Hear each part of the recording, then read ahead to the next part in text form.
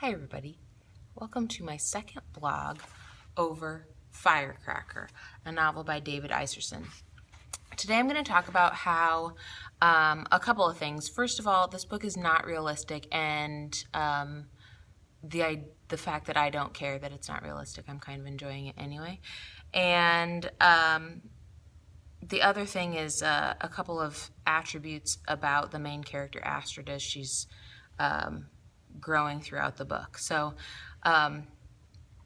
this second section of the book really picked up pace, and as it picked up pace, it became less and less likely this would actually occur, at least around here with people that I know about, because maybe it's the degree of wealth or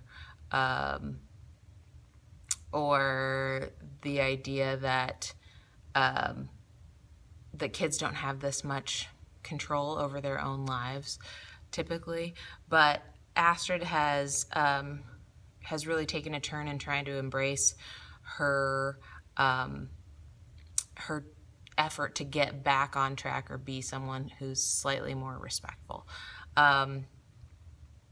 and that's happening in kind of disingenuous ways that would help to make it more realistic. You wouldn't expect somebody to pull a total 180 Pollyanna, but I'm kind of enjoying watching that happen, even if I have to suspend my belief there for a while.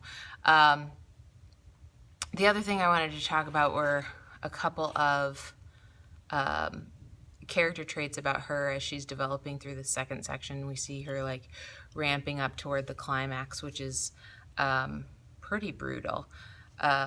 And an interesting thing that Iserson said to really save the fact that Astrid's younger brother died when they were very little until this section instead of starting with it from the beginning. But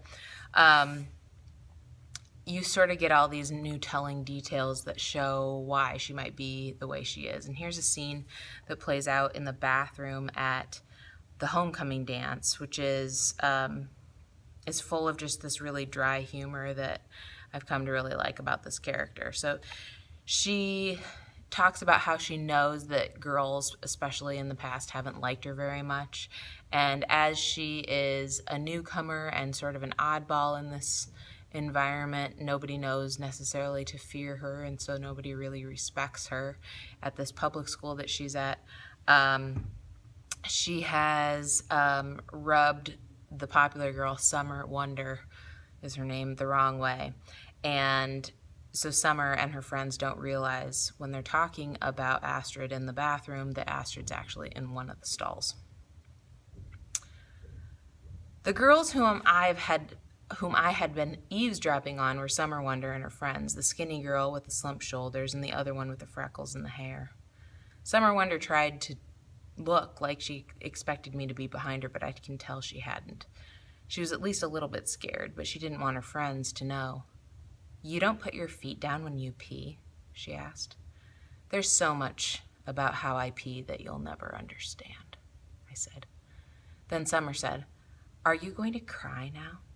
And she said it in a way that was mock crying, so that if I was going to start crying, I would know how it was done. "No, why would I do that?" Slumpy Shoulders said, because you said stuff about me? I would say that you were 90% accurate. Let me think. Nothing that wasn't true for the most part. I do think I'm so great.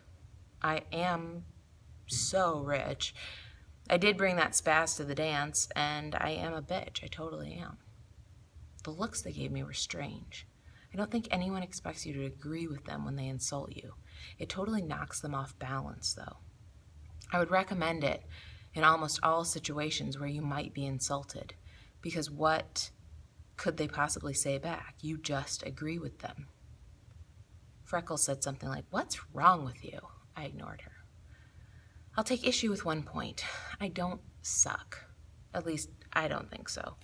But that might just be because I think I'm so great. And that's a point where we all agree." Summer Wonder said, "Awesome, we all agree. Now leave." "I would," I said, "but I need something from you, skankholes." So this this shows like the value of this kid's confidence, and she's in a place where she is